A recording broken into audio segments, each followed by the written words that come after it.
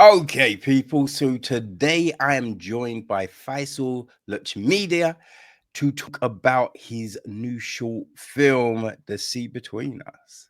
Faisal, thank you so much for your time, man. How are you Yeah, doing? I'm doing really well. Thank you, Kevin. Oh, tremendous, tremendous. This was a lovely little film, man. It really was. How did it all come about? First, thank you. How did it come about? Well, this story is actually it's not true to life, so it isn't coming from directly from a story in the past, Mm, but it actually is very much inspired by one. So, in the film, you see a little girl meet a woman from India. The little girl's from Trinidad and Tobago. It's in the 1960s.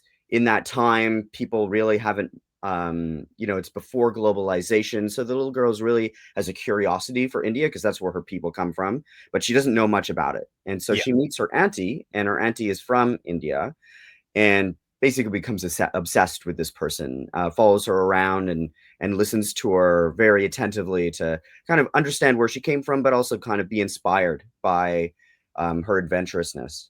So the story, it came from a story that my mother had told me.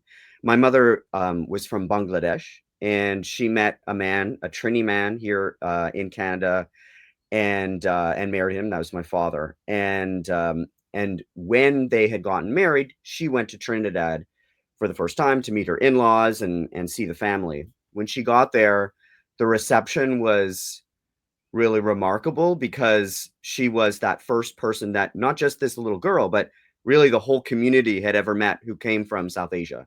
mm, For to them, she kind of represented um uh their past, their heritage. And she, my mother was a learned woman, and she was well spoken and charming. And so when she went there, it was kind of the talk of the town, so everybody was very interested in talking to her and meeting her, including some of my cousins who were very young at the time, and they met her. And so I heard the story both from my mom and then subsequently from my cousins, and they told me the same thing. And after hearing this story, I really wanted to create something based on that idea. mm. And then, kind of through a lot of iteration, built that script and then eventually shot it. Right. Okay. So was there like there's this is just a snapshot of that experience. So Mm. when you were thinking of trying to tell this story, like how did you settle upon like this kind of duration, this period, this to be the window into it all? Whenever you make a film, especially when it's period, you have to make that choice, right? I mean, Mm, can you tell this story now, or does it make sense for it to be then? And I struggled with it, to be honest, because there's obviously a lot of production concerns that come across, right? When you make something in period, you've got to think about costumes, setting, all of yeah. those sort of things, right? So I thought about it a lot, but it really made sense to me to tell this story then, um, in the same time that, my family had told me about this story. So that's my mother went there originally in the 60s, and the reason why it had to be then for this film was because Trinidad and Tobago, they're small islands. They're not, very significant geopolitically or anything like that. So many people don't know about the place, but I um I knew that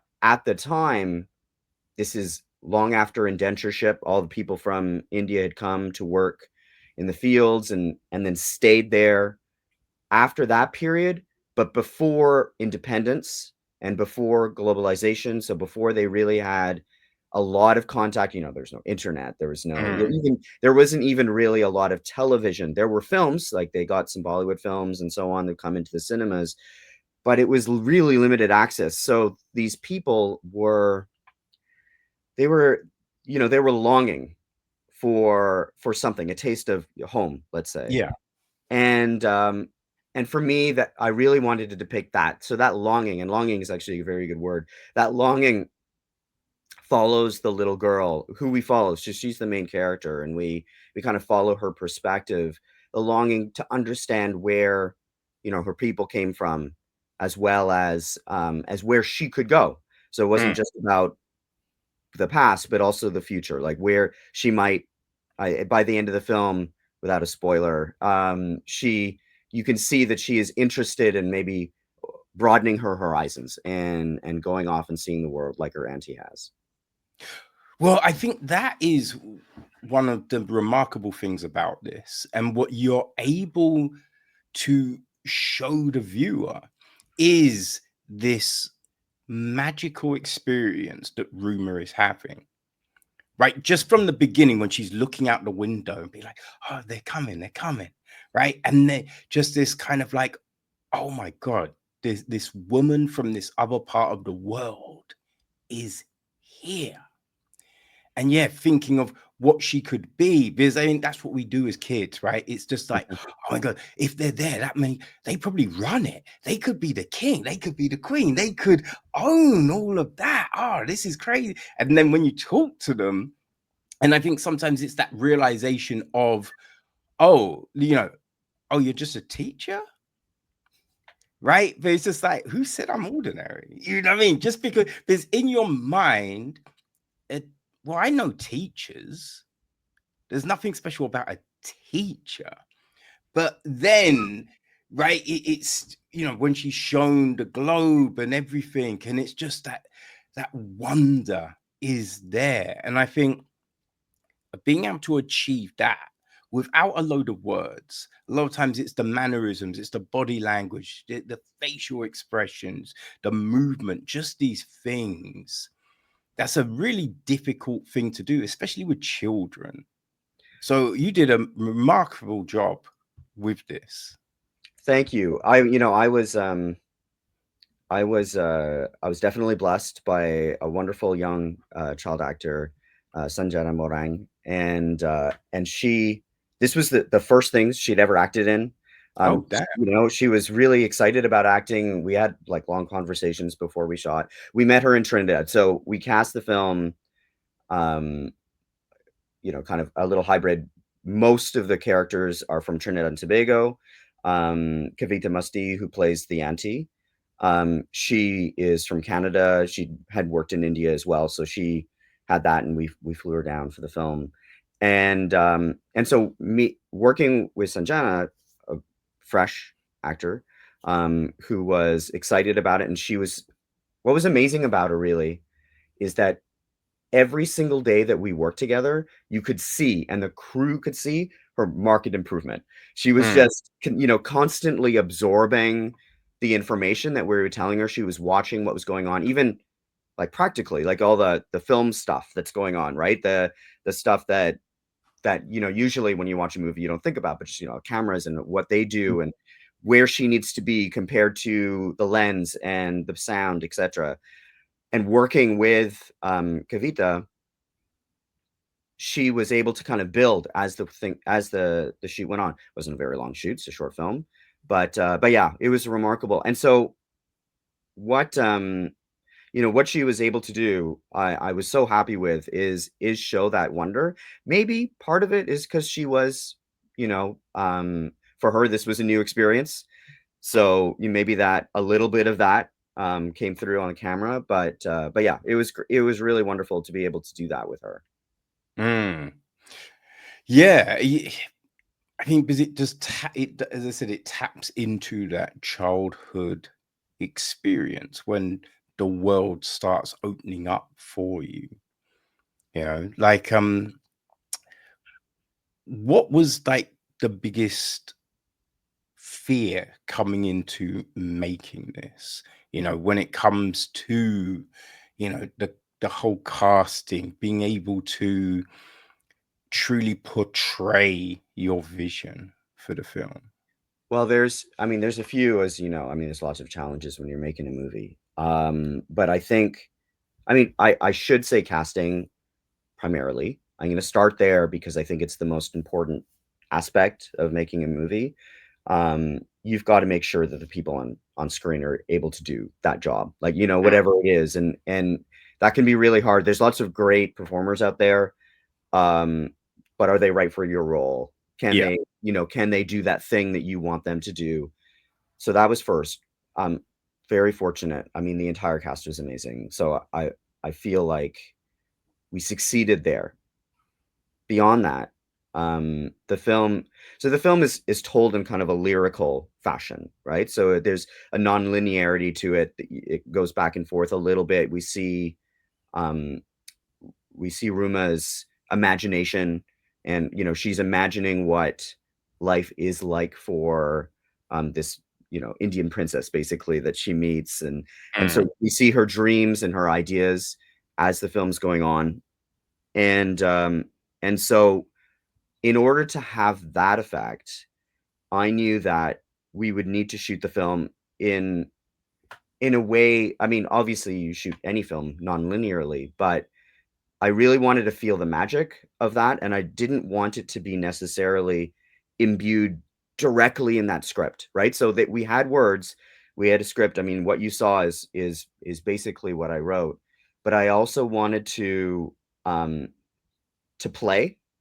I think play is probably the right word. I wanted to play as well, and so there were moments in that film that we improvised entirely. So um, we, especially with the Ruma character, you know, when she's walking through the creek and she's kind of playing with her doll that she just got as a gift, and we, all of that was basically improv. We gave her a feeling. We walked around. I mean, we were inspired by the location. We filmed images that we thought were evocative of play and what it's like to be a child playing, especially by themselves. I think there's something very special Mm. about a child playing when, you know, they're on their own and they're only in their own imagination. So we did that. There was some dialogue in it as well. There's that moment where they're cooking dalpuri. It's the Priti, the auntie, she's learning how to cook dalpuri, which is kind of a special bread dish from Trinidad and Tobago, like a roti, just with lentils and things inside. So with dal inside. So um, we filmed that entirely improvised. We just basically got the actors together, and some of the actors knew very much how to do this job, and then some of the and then as it would happen, Kavita had never made that before, so we just had them talk, and they taught her how to do it. We filmed it from lots of different, you know, different angles. It's a bit like documentary, and then we blended that with the rest of the film. So that, and there were some other moments as well in the party and so on, where we just wanted to feel in the place. Mm. You know, the location that we found was really great as well, and so we really wanted to showcase it. I mean, Trinidad's a very special place itself, and then those, you know, the farm that we're on, and then the creek, etc. Like, we really wanted to showcase that. So yeah, I think taking inspiration from when you're on set instead of being locked to, you know, to a thing that you might have imagined when you were, I mean, I live in Canada, so a very different kind of place, and I didn't want that. Yeah, I wanted to really take it from the actors and the people who live there, and you know, my family's from Trinidad and I've been there a few times, but there's something different when you're like really from there, when you're born there. So I really wanted to take that that inspiration from them and put it into the film as well. Okay. No, that's really because I think that probably is the best way to play it when you think about it, right? Because as you say, the way you play on your own, there's something to that, right? So to kind of script it and be like, okay, so walk forward 2 paces, look to the sky, look at your hand, like that. It can cut that could come off real forced, right? Mm. But if you just give someone a sense of what you want and let them just free flow, that's when you can really tap into something special, I think. And with the cooking, because that's essentially what's happening. Mhm. She's getting taught how to cook. So actually teaching her how to cook, that's what you want. So that just seemed like that's a perfect way to do those scenes. Yeah, it was great. I mean, and it's nice that it's these little moments, right? So that like they're very scripted moments in between, but we had these moments that just make you feel like you're in the place. And the Mm. actors did a great job in feel and being those characters, right? Because they're obviously different people in real life. And so their improvisation really fit for those, those people that they were portraying. Yeah, because it makes it actually feel like that connective tissue, those familial moments of meeting and integrating and just becoming family, right? And it really does feel like that. There's an honesty in those performances. Now, I think what is 2006 your filmmaking journey started? Well, 2006 was my first kind of bigger film, and it's not even that big, quite small. In the greater scheme of the world, I released a film called My Cultural Divide. It was a documentary about, so I mentioned my mother, about my mother's native Bangladesh. It was a journey into her country with her, but also investigating kind of the division between people who live in the first world and people who live in the developing world. Right. And so and specifically Bangladesh is a country that makes a lot of clothing. The garment industry Yeah. is prominent there, and so I wanted to show people who live there and delve into the politics of that experience, and then also talk about me as a person. So it's a very POV documentary, and what it was like to go and to see what people lived there, but also be brought on a journey with my mother to a place that I had never been, because at the time I had never been to Bangladesh, Right. and to see what that was like and to feel it and to show it on camera was really Mm. important. Yeah, that film did fairly well. I played in quite a few different festivals and started kind of my life trajectory in a different direction than previously. So that was great. I had made like small things before, like little short films.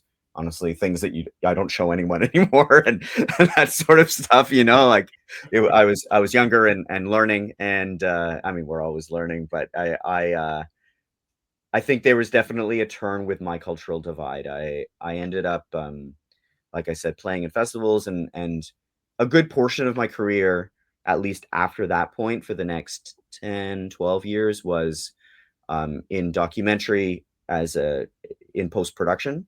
So I worked as an editor, editing other people's films and television in Montreal, where I lived at the time. Mm. And I'm born and raised in Montreal, and um, I was there again, kind of moved around. I'm in Toronto now. And so it brought me on that journey of working on other people's films, which is great. And so I kind of have a very deep history in editing and in post, and I think maybe you could see that in The Seas Between Us as well. I edited that film as well. It's Mm. always, I feel like I haven't edited all my films, but I have felt really connected to the material when I'm on the computer and really feeling that footage and putting something together. So yeah, that's it was definitely the start of something. Okay. Right. So would you say your experience from My Cultural Divide kind of bleeds into this film? Because you know what I mean? Because in that film you say you go to Bangladesh for the first time and it's that raw experience getting captured. And Mhm. then this is, Auntie coming to Trinidad and rumor seeing someone from the outside world for the first. So it's a similar kind of thing. 100%, right? So I whether it be on purpose or by happenstance, I usually follow certain themes with my work. Many of the films that I've made are kind of thematically about um, migration and travel and displacement and who we are. So kind of identity of people who have many different homes. So Mm. I consider myself a person who has many different homes. I was born here in Canada, but I have parents from 2 different places, Trinidad and Tobago and Bangladesh. And then even further than that, my father, Indo-Caribbean, obviously from Trinidad, born in Trinidad, but then his family generations before came from India as well. So I consider myself, a person of all of those places to some degree, and I think investigating what it means to be a person from many different places is important to me. So yeah, I think that's why the films are similar in that way. Uh, that makes sense. Yeah, that makes sense. Like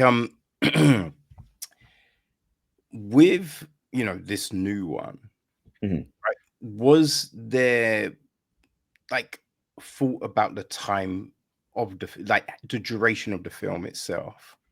Like, what I mean? How is 30 minutes enough time to tell this story? Or in an ideal world, would you have liked it to be longer? Like, That's that's an interesting question, Kevin. I I definitely gave that some thought.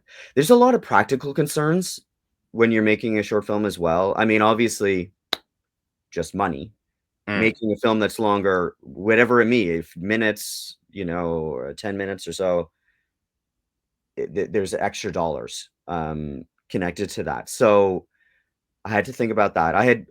So I was fortunate enough to get funding from my provincial. I live in Ontario, Toronto, Ontario. So the provincial government, Ontario Arts Council, funded part of the film, as well as the city of Toronto funded part of it as well. But that was limited, so we had to think about what kind of film we could tell with that. I mean, I had a script before, so they sent that's what they evaluated that on, but I could have changed it to some degree. Whether I would have made a film that's longer, I think my storytelling probably does lean towards quieter, longer, meditative moments. So there is room for some space. Um, but I also knew that film festivals in general have a hard time programming films that are longer. mm, And so that's no fault of their own. I understand there's time limitations. They only have picking a film that's longer makes it difficult to pick other films, and there's lots of different reasons for that. But it's the reality. And as filmmaker, you need to when you're working on short films, you need to really think about that. And it's important. It's hard. I've had films that I thought were great, which were maybe a bit long, not even that much longer, but a bit longer, that had difficult getting heard or seen because they yeah, were a bit longer, and that's something we do this because we want to share, right? We want to share our experience. We want to share this piece of art with the world. And when you don't get that chance in the film festival, I mean, you could always put it on the internet and so on, and that's a whole other ball of wax conversation. But if you feel like your audience is more at a film festival, then you have to think about what their limitations are. And so I did that when I was making this. The film's about 13 and a half minutes, something like that, with the credits and so on. And so I I thought that was a good length. And it could have been shorter as well. Like I didn't cut a lot out of this, right? So like of the stuff that we shot, there wasn't a ton outside of the improvised material, which I don't, obviously there was a lot of that, but I think it felt right at that moment. And as it happens, I submitted to something, like a thing here in Canada that I knew that it needed to be shorter. Like their limitation was shorter. And I ended up going back to my cut and shrinking it down. So from 13 and a half, I think it ended up being 12. So cut out about a minute and a half, let's say, of the film. And when I went through that exercise, I thought, oh, there's one scene. I'm like, maybe this is better. Now that I've kind of forced to do it, I'm like, oh wait, this scene might have been better if I'd shortened some stuff. But then others, I wasn't happy. You know, I was like, oh, I have to do this because I'm forced to in Mm. order to fit it into this time that they need. But it didn't make it better. It felt too fast. And so you kind of it's sort of a feeling, right? I mean, everything in this world when you're making a film is about feeling. Mm. And editing is very much about feeling. I mean, for me, it's always pacing, and I'm like it's music. You're kind of feeling the rhythm of a cut, where the cuts are, how they're coming out, and how you're going to be able to feel that story because of the edits that you put in. So when you forcibly trim that, it can hurt for sure. Yeah, no, I can imagine. Like, you don't want to disrupt that flow, you know, of things. Yeah, Like, absolutely. yeah, so when you are editing, Mhm. like, you have a score playing, or what? Um, How do no, you? so that's it depends. When I'm editing, I sometimes will put in some music. I mean, we didn't have the music to the film um before. Like so yeah, like the score is amazing and we didn't have it previous to shooting.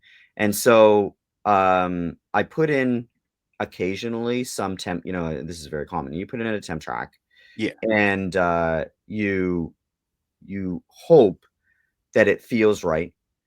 But at the same time, um I um I didn't want to kind of handcuff myself on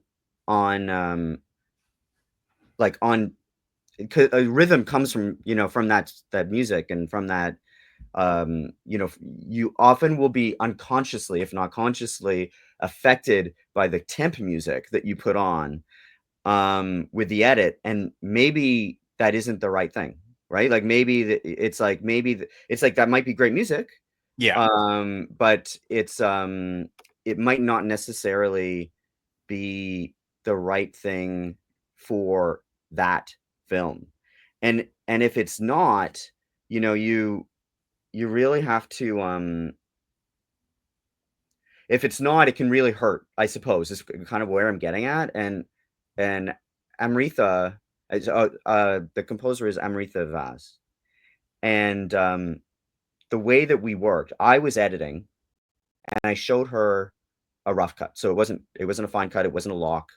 And I said, "Listen, this is what I want to do." She's very accomplished, and I said, "This is what I want to feel. These are the kinds of um these are kinds of films that inspire me, let's say, and these are the yeah. kinds of scores that inspire me. What do you think? What can you bring to this that will surprise me?" Which she did constantly. And so she would see that rough cut, she would create a temp score, um, and then send it to me, and then I place that on. We talk about, how is this working? Is it not? Etc. I mean, the same kind of iterative process you do with everything. And so, um, I think it's the best way to go.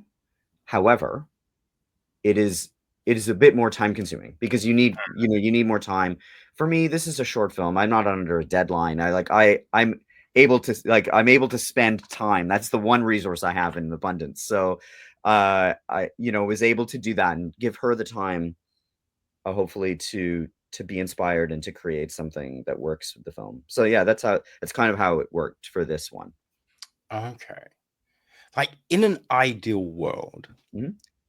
how do you think you would really like to be able to work with a composer to create like a score for a project? Absolutely. So I think an ideal world, and I think about that because like, we all have our dreams. We're like, oh, if I'm gonna make a feature, or if I'm, if I have more resources, what would I do? And I think in an ideal world, you bring in that composer very early on, Yeah. script stage. Like Yeah, yeah. you send them that, you talk about the film, you talk about inspiration, you talk about how you want it to feel and tone. And and then as you're going through production, they're doing their thing, and I think um, and you find movements in the music that you like, you kind of do that process as you're making the film. And then maybe even, I mean, wow, if you ask that question, like ideally, I would love to hear things as we're shooting. So Mm. you're getting inspired by that music, and then applying that to what you're filming, would be really, really amazing. I've never done anything like that before. But we can all have dreams. So I would hope that someday that would be something I could do. Yeah, I mean, I will, when I thought about like that kind of thing, I think, yeah, that always seems like that would be an ideal situation, right? Have the composer have like a portable studio on set, so they can go off. Because like when you hear about certain artists, when they're like, oh yeah, so we go on tour, went on a 20-city tour, Mhm. but I had my production studio with me, so in the quiet times I was creating new tracks and boom, boom, boom. So you Right. just think you're you're filming, they're creating, and they could come out and be like, oh, I was thinking about the upcoming scene. I've got this track that might work, and you can play that while the track and see if it fits, and you know what I mean. Just work it like that. That kind of feels like that could be a great way. It might not work, but Yeah, that's an interesting idea. I think that would be interesting to see. I mean, I mean, at the very minimum, to just be getting the material as you're going along, Mm. to be able to feel it. Like, my director and producer brain hears that, and I'm like, "Oh, there's so much you're doing at that time, right?" Maybe that's not the greatest idea because they're so busy, just made so hard to make a movie, so just doing that. But yeah, it would be infinite time and infinite resources. Absolutely, I could see that being something we could, that would be amazing to do. Yeah, resource. It always comes down to resources and Yeah. time, doesn't it? Oh man, like I think an interesting thing about this film is the the difference between people, right, who look the same, but there's these cultural divides, right? That Mhm. they essentially they're the same people, but just slightly different, right? A slight tilt on who they are. And, you know, knowing that, you have an Indian element in Trinidad, in Jamaica, in the Caribbean, Mhm. right? I That's very fascinating, but it makes so much sense when you think about the world, when you think of the slave trade, when you think about like these routes in which trade took around the world, right? So you'd be like, oh, of course you have people from this place here because that's how it worked. That's the routes they took. And it's like the scene when they're cooking, and she's like, oh, we have something similar like this back home, right? But without the feeling. And Mhm. there's these slight deviations on food and just on music and clothing and so many things like that that I knew about. But did you ever think, will this hit the same if people don't know Hmm. that there were Indian people in Trinidad and Tobago? I did, I did think that, and it's a difficult call. So I'm gonna start with like I like for me the kind of Indo-Caribbean experience is a really important thing for me to depict in films, and I do, with all honesty, I come at it from this Canadian perspective, from here, Trini from my father. So I'm learning. I'm all constantly learning. I try. I obviously have lots of family there, so there's that. But it's there still is a step.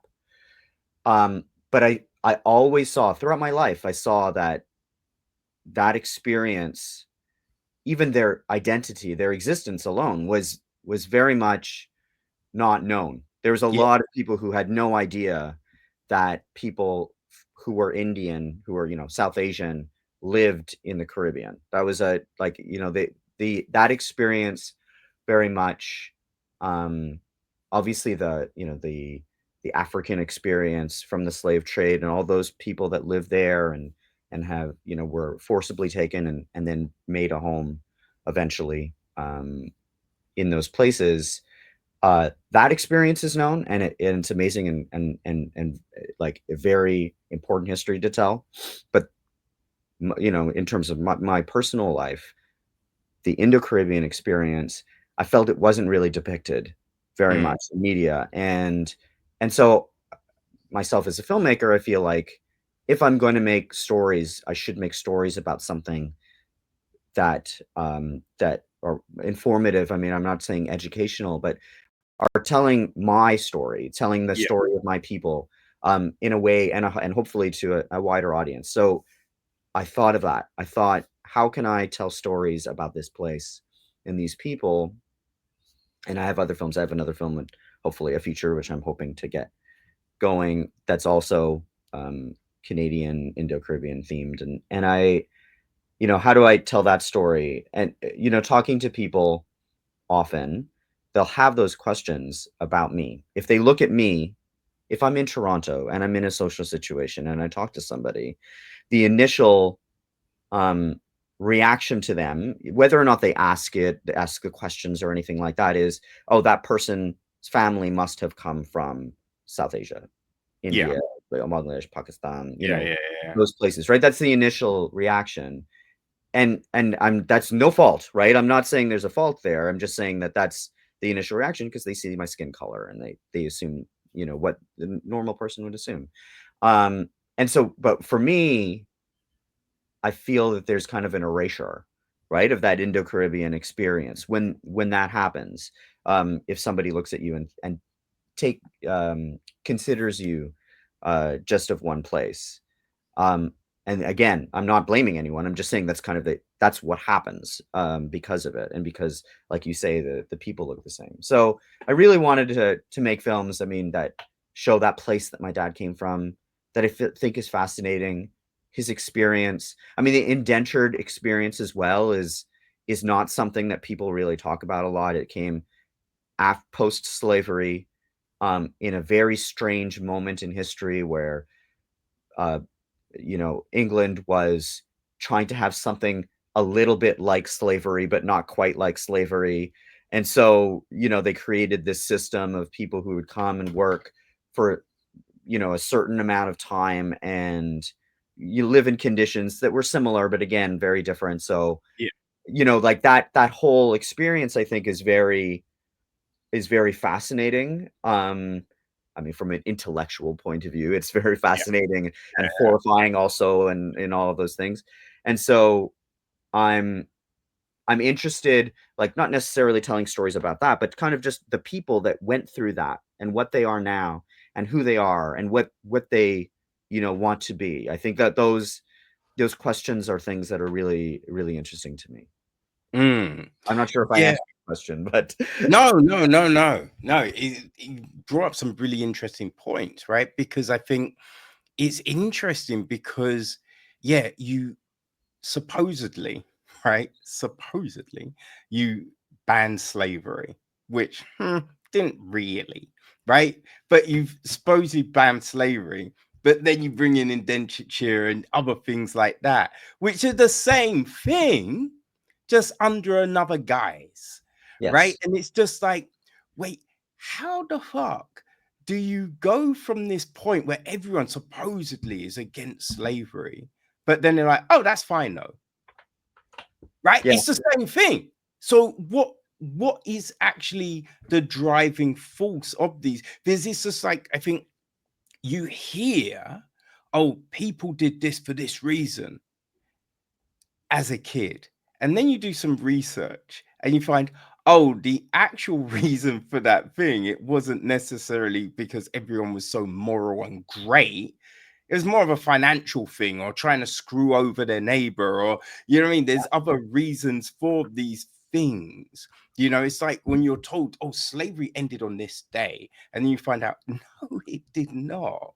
Or like the people that supposedly were against slaves had slaves. Right. And it's just like, wait, we're told that this person was fighting to end slave, but they had their own slaves Hmm. I think, and weren't necessarily the yeah, best of those slaves. It's yeah, very I murky. find it so fascinating. Like it to look at that history and think about just what was in the mind of all the different people and the different nations of Mm, the world when that was going on. I think you probably see like at least in the documentary that I mentioned, as well as other films that I've made, and but not this one. I tackle labor as a topic, and I think there's interesting parallels. I hope in future work I'm able to discuss this in some way. But there's interesting ideas in terms of labor. I mean, slavery is forced labor, yeah. and indentureship is a form of that as well, to some degree. And so looking at that, and in Trinidad specifically, is really like there's a really sad history there where the Indian population that either came voluntarily or perhaps by coercion to the West Indies to work on the sugarcane plantations. They were they were brought there, but for what reason? Because slavery was abolished, Mm, let's say in quotations. But the people who were slaves were still there. yeah. And so there's this black population that now sees this other population that's coming in to do this work that they were doing, and rightfully so. They didn't want to do that anymore. They had enough of that for what they were. But also the reason why they weren't doing it was the British, or whoever, the plantation owners, had no interest in paying them a proper wage Mm, so that they had, impetus to do the work. They wanted people who cost almost nothing. And yeah. so they brought in an Indian population. And this, of course, then, in terms of labor, like you have these two groups, two races, two people who are then a bit at odds, right? Because like the work that they should be doing and being paid better for, the black population of Trinidad in this case, see another group coming in, and it's no fault of them coming in to do work, and there's only so many things you could do on that island, right? So it creates a really big division between those people as well, which they're still dealing with in the country, Yeah. and so I think that's something worth storytelling about too. I in the future I would like to. It's a big topic, um, and it's complex, and I would probably have to do a hell of a lot more research to Mm, to tell with compassion. But I think there's something there, that we don't really talk about, because yeah, the end of slavery is this delineation. People think, oh, it was. I mean, some people think everything was fine after that, which is yeah. absurd. Like,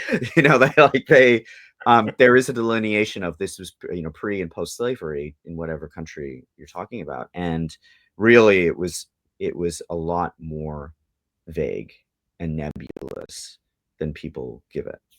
Oh, for sure. Because then you had people getting arrested for trumped up charges just so they could go put in prison and then do the work as Well, slaves, yes. essentially. Yes, You as know? no, there's definitely an argument to be made that slavery has not ended in any way whatsoever, especially towards Mm. the African American population. I totally agree with you there. No, I mean, even when you look at big corporations, right? And as you said earlier, a lot of stuff gets made in Bangladesh, right? So you're taking work and you're putting your factories. in this country. Why is that? Because you don't have to pay as much. Mm-hmm. You don't have to have the same health and safety regulations, and then the companies talk about how they're doing all of this stuff to save the planet and all of this stuff to do this, and they're so righteous and blah, blah, blah. And you just think, if you are so great, if you are so righteous, surely the wage is the wage, right? Regardless of the country, Mm. you'll pay the same wage. Regardless of the country, the health and safety is the same. Regardless of the country, the benefits you give your employees are the same. So if they're not, why is that? It's you're touching on a very complicated Yeah, subject yeah, that I could go on about. Yeah, I think it's hard. I see points of view, and I'm very um much a kind of from the socialist sphere, but I see points of view of where production is made and the reasoning and so on. You hit on a really important point of like health and safety. There's no reason why health and safety, why someone's life should be worth less than someone else's, no matter what country they are. That's absolutely, there's no question of that. Um, wages, there's arguments to be made depending on yeah, where you are and like the cost of living and so on. And if you're going to make it there at all, I mean, if it costs the same there compared to here, then obviously you would do it here, but it would make the things more expensive. Maybe that's fine. I don't know. Like without getting into the nitty gritty of, yeah, of yeah, world yeah, trade, but it absolutely is important that people are paid a living wage at very mm, minimum, right? And so yes, that's the thing that a lot of corporations don't care about, and they keep themselves at arm's length to make sure that they don't need to be, that they aren't called to blame for that situation. So they employ subcontractors to keep it a different person that's doing the abuse or that's paying less. And in Bangladesh, this is a huge issue. It continues to be. I mean, it makes me very sad that I made a film in 2006 or 2004. Really, I started shooting that film, and it hasn't really changed. Like there's some mm, kind of details that have changed, but for the most part, we're still living in a world in which um, our global uh, society is okay with people being paid so little that they hardly have enough money to feed their families, right? So I think that is, I mean, that's a great shame of our planet, and something has to be done. But whether or not they're making it, I don't know. Like my hope is that would change, and that the cost of living, like we can give people what their cost of living is, and they can live a good life, happy life mm, with families, um, in whatever economic situation that they're in, but and still make whatever junk we're making, clothes, yeah, computers, phones, whatever it is, and they can get that money, because there's a big argument to be made. It's like if they don't have those jobs, then life yes. is bad for them, and that is fair. So yeah, I'm not an economist, nor am I in business, and I look at it as just a human being that wants other people to be treated well, and yeah, it's hard for sure. Yeah, that's the thing. I mean, there is nuance in it all, right? Hmm. There are other factors. I guess you can't say, okay, if you're making, let's say, £500 a week here, Hmm. it doesn't translate. It will be the same every single place around the world, Yeah. but you just want people to be treated fairly. Yes. Right? You just want people to be treated fairly. You wanted stories to be told fairly. You want experiences to be related fairly, right? It's just this understanding, right? We now have the internet, right? We're breaking down barriers in communications, Hmm. but we still have these barriers on people's experience, how they can interact with the world. And that's a real shame, you know? Mm-hmm. Oh dear, oh dear. I don't Good know, man. topics. Yeah.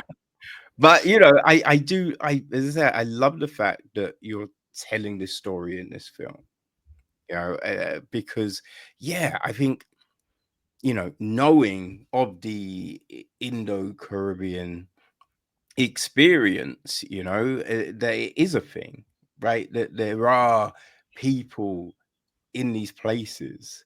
I think that people should know that, should understand what it is, and there's a beauty in that, and just the way you've told the story is just fantastic. So big congratulations Thank you. on that, man, because it is a wonderful tale that, like, there's so much in those 13 minutes, right? It is the thing that I oftentimes just say, I don't know how these motherfuckers do it, right? Because just in such a short period of time, you can convey so much. Because sometimes, right, you watch these films and it's 2.5 hours, and you're just like, yeah, but I don't believe they're family, right? I don't believe they're friends. You didn't sell me on this experience, but you can do it in 13. Like, god damn. Well, thank you, first of all. I'm glad. I mean, it took a village to make the film, and everybody came together and made something that, that feels that way. It's a special thing. Short films. Look, I'll be honest with you. I want to make features. Mm, I've been in this industry for quite a while now, and I've done lots of different jobs. Mainly, I'm a writer now, and but I have never directed a funded feature film, feature fiction film. yeah. So um, I want to be able to storytell in that way at some point in the future.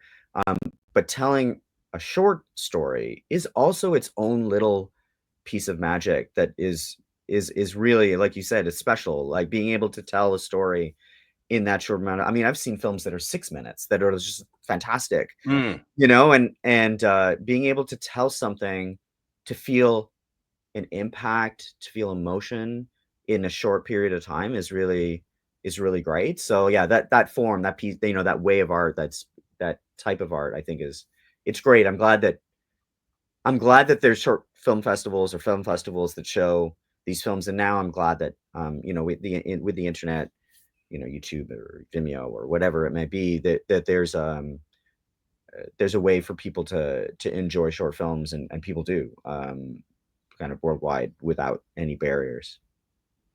mm. Like, when you make something like this, do you like worry about its legacy? Like, where will it sit after this festival run?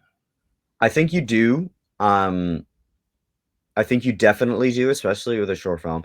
I think feature films probably worry about this too. Like independent, small budget feature films have the same problem that I'm gonna mention, which is finding like disappearing after your debut, right? Mm, So, this film is doing its festival run right now. So it really recently premiered, like internet or not internet, like world premiered at the Minneapolis St. Paul International Film Festival last month, and so that's the start.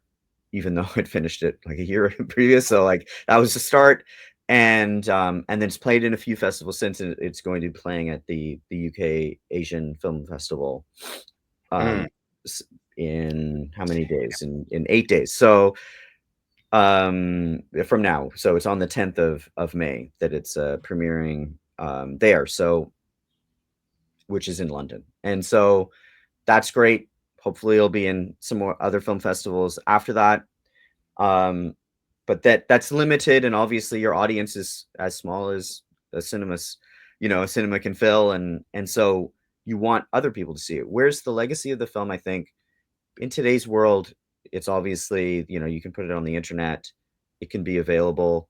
I'm hoping, I've got, fingers crossed that, so in Canada we have certain places it can be broadcast, like on television. So we're kind of trying to see that route, seeing if it can be there, trying to see if it can be on like on a local streaming service, outside of just kind of free on YouTube, but something that's here as well. So there's those avenues, but it's super hard. Like, there's lots of films that just get lost. I mean, there's so many films that are made, especially Mm. short films. It's kind of mind-boggling how many short films are made, honestly. Right. You know, Yes. so I think I have a lot of feelings, 'cause it's happened to me, to filmmakers who have something that they're really proud of, that you can't find that audience, that it's just kind of gets lost. Even if you do put it on the internet, finding those people to see it, it can be really hard. And so I'm not sure. I mean, the answer is I'm not sure. Like, I hope that it can find their, broadcast or some kind of streaming service, and we'll see, where that takes us. And like I said, I think feature films can have the same. There's so many feature films. It's why it's really important, and say to your audience, it's like, it's really important to go to a film festival, because Mm. yes, it's great. You have your streaming services of the world, and you can see those things, but there's so many films, especially international films, that play at your local film festival, that will never be seen otherwise, right? That you don't have a choice, or you don't have a chance to see it unless you sit down on a seat in a film festival, because it's from Sri Lanka, or it's from, wherever. I mean, Korean films are huge now, but like back in the day, I'd be watching them at film festivals because I knew they wouldn't get distribution here in my country. So it's really great that that place is there. But yeah, things can get lost in the shuffle, because there's just so much now. Yeah. It's man, like it's just such a weird one, because you always hear about companies like Netflix and Amazon, right? And the fact that they are constantly trying to find content, right? They need films, they need TV shows, and you Hmm. just there's all these indie great films, great shorts. Have those. Put those on, right? Or even if like just I don't know. Like you wonder, what if a lot of these studios come together and create their own platform, and just everything can be there and you can find it and enjoy it. And I don't know. I don't know what the answer is, but it's such a because you see so many incredible shorts and films, and they just there was gosh, I can't remember if it was at the BFI Flair or the London Film Festival. Hmm. Queen of My Dreams. Yeah, yeah. So Canadian. good. Oh yeah, Yeah, that's Canadian. Yeah, yeah, film. her films are so good. Hmm. Man, like she had a short film. No, it was two short films. I think a couple of years before that, it was like one about ain't Pete a games night around Christmas, Okay, I and haven't seen it. oh man, oh my memory is so ridiculous at times. Okay. But yeah, she had this one, and then there was another one like gosh, the end of the beginning or something, and they're so good, but nowhere. Hmm. Can't see them anywhere. And it's Yeah, such a shame. it's a huge Such a shame. shame. I don't know what the answer is, because I mean, generally speaking, if let's say your career goes the way that you want it to, and let make features and become popular, and have a name for yourself, maybe, and this is like infinitesimally small, right? Like, but maybe Criterion picks up your collection, right? Like, you have so your features, and then they have your shorts, but they're like, I'm talking one in a million here, or one Mm, in 20 million. Um, but outside of that, like these people who are really quite talented, maybe they're making independent films. They want to stay in that world of just independent films. They don't want to enter this, the Hollywood system or anything, for very good reasons. Their films can definitely be missed, as time goes on. Yeah. And so, yeah, I don't know what the solution is. Like, I don't, because distribution is tough, and there's money cost in streaming, and in having a service, and so on. But I do wish that there were ways, and then monetizing it too, right? I mean, these filmmakers need to get paid, and like they need talking about labor, right? So like I think I've made my filmmaking world, like myself as a director, is not a money making business, right? I make short films, small independent things. It's for the love of the work. I'm very fortunate. I live in a country that gives grants to do these little things on occasion, so I have that as a resource, and I can't tell you how thankful I am for that. But even that, it's not. I mean, generally, you spend all the money on the movie. You don't really spend it on living. And so, like, I have work as well, and so, like, how do those filmmakers make a living doing that thing? As well as, I think it's really important. I think it's really important we talk about that as Mm. as a country, whatever, your country, my country, like, what are we doing if we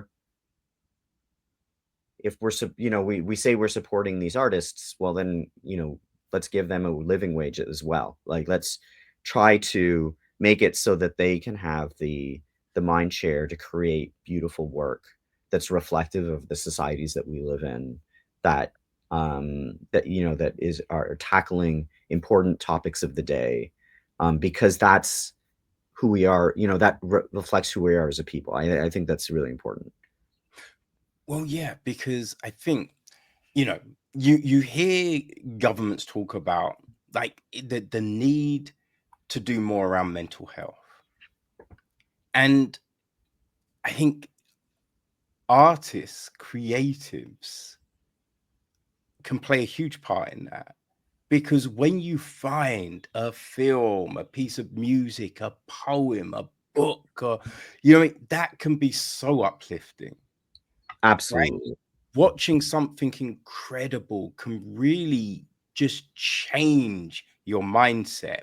And the thing being, right, it doesn't even have to be a happy story, right? Because you watch a documentary about something like hard and terrible, but you're thinking to myself, oh my God, this person made this? Hmm. And then you look and be like, they're the same age as me. And they've done this. Wait, I could do this. Wait, they're from a neighborhood like mine. What? So I could do this, right? And that thing can give someone the impetus to be like, let me create, let me have my stories out there, let me do. So I think there's such a value in this stuff. Hmm. And we don't want to lose people with these incredible voices because they're just like, well, I can't support myself, so I can't do this anymore. Yeah, Because that's an incredible shame. it is. I think, I think that any society that is doing well, right? I think that that's the reflection of a society that does well, is that if it is supporting the arts, so that people are creating work that are without it being propaganda, that are maybe critical of the society, that is reflecting a reality of the society, and being okay with that, like, you know helping people do that thing, I think is really healthy, because then we as a people are looking at ourselves in a Yeah. way that maybe we wouldn't. So yeah, I mean, like I said, like, my country, I think yours as well, are good at, like, or to some degree, at trying to do this. And there's always room for improvement, but it's super important, and it's one of those things that's invisible, right? I mean, you look at the arts and in general, I don't even talk about film. Let's talk about everything, right? I mean, you talk about painting, sculpture, mixed media, whatever it might be. There's all these. There's a reason you could look at it and think of it as frivolous, but there's something that you're getting in value to your to where you live that is intangible, and really important, and that's why it's hard to sell. Like, and I don't mean it in a commerce way. Like, it's hard to sell to your public. We Yeah. need to put money into this because it's giving value to the society, when maybe the average person doesn't see it quite right, but it Mm. really is. So it's, yeah, it's I wouldn't say it isn't hard, but it's definitely something we should do. Yeah. Oh, for sure. Oh, those other short films that are, oh God, I cannot pronounce her name. Right. Yeah, as I said earlier, Oh yeah, I tell me. butcher names, man. Um, it's for Fazia Mirza. Yeah, I also don't know how to spell her name. I sorry. I mean, I do not know how to pronounce her name. I don't know the filmmaker personally, so Yeah. But yeah, those other films, it was and Noor and Layla and mhm. the Said family Christmas Eve game night. And both wonderful, wonderful little Okay, short I'll have to films. take a look. Yeah. Yeah, both great. But what's next for you, Fazil? So next for me, I have a feature that I'm hoping to do. So we're saying that jump. I have been trying to make features for quite a while, but this one I think is the right one at the right time. And so I'm talking to the people at we have an organization called Telefilm, and so I have an application out there to see if I can get some of the funding, and then some other organizations to see where it can go. The script is like, I think it's pretty great. I actually just won an award for the script, so it's the Writers Guild of Canada has an award for an unproduced feature film script, and so this film, which is called Through the Eyes of an Ibis, it won that award just 3 days ago, Oh, which I'm congratulations, super man. happy. Thank you. Super happy about, and it helps, that recognition from my peers to that film could possibly get made. So we're waiting on seeing on if that's going to happen. The film, like I had mentioned before, is also a Trinidadian Canadian themed film of a family that lives in Canada. It centers around a woman, kind of near the end of her life, who is at first she thinks, or we think as the audience, that maybe she's traveling through time, but then you realize that she has dementia and she's dealing with the effects of that, and she finds herself both in her present day, with her family, her grandchild, and children, and husband, and then finds herself walking into her past, both in Canada as a new immigrant and in Trinidad, as a young woman before she emigrated, and it takes us through kind of a lyrical, very much like the film that you've seen, kind of a lyrical journey through the moments of her life as she's trying to make amends in some ways, but also make sure that her family is going to be best set up after her mind and body fail Mm. her. So, yeah, that's the film that I'm hoping to make soon. Oh man, well, I hope funding finds you real quickly because man, especially after this, I just can't wait to see the next thing you do. Thank you so much. Yeah, I guess like winning the award that could possibly help with funding. Yeah, I mean, anything helps, but like the fact whenever you get somebody, the world works. If someone says that your thing is nice, then others will, look at that and possibly agree with them. So yeah, I'm hoping, fingers crossed that that's the case. Yes, definitely. Fingers crossed, my man. Fingers Mhm. crossed. Okay. Well, yeah, I realize. I think yeah, I said it's probably around an hour, and we've definitely gone over. A But little bit. so I'm gonna let you get on with your day because it's Thank you. early for you. But how can people keep track of you? How can people see, the scene between us and other things that you've created and put into the Sure. world? Well, I mean, like I had mentioned, the Seas Between Us is playing at the UK Asian Film Festival in London. So I Okay. think the Regent Cinema. You can find um, the um, the schedule for that film festival if you just look up the festival, or if you look up Tongues on Fire, which is the kind of the umbrella organization that puts it on. It's on the 10th. I think it's 7 o'clock with a series of other, I think it's 10 films that are playing. So you can see it there. If you want to check it out outside of that, and you want to, learn about my films and whatever, you can look on my website. So that's honestly, I don't update it very often, unfortunately, but my website's just my last name, so lutchmedial.ca. And my company is Green Dragon Productions. And so greendragonproductions.ca, if you want to look at the films that we're making and the ones that we have in development, including Through the Eyes of an Ibis. We have a page set up for that. And then, of course, I'm on Instagram, both the film, myself, just look up my name, the film's name, or Green Dragon Productions, and there's stuff there, and elsewhere. I mean, like, I'm on Blue Sky and some other things. So yeah, it's and again, if you just look up my name, it's pretty easy to find. My name's pretty unique, so it it's it's easy to find me on whatever service. So yeah, that's basically the way. Some of my other films are on YouTube. So if you look up my name also on YouTube, you can find the last film that I did before this one, called Beneath Us, and that's there. I did a film called Mr. Crab that's also there, if my memory serves. So yeah, that's the best way. Outstanding. Well, people, all the links will be on the website, so go check out. Yeah, everything Fazil's done.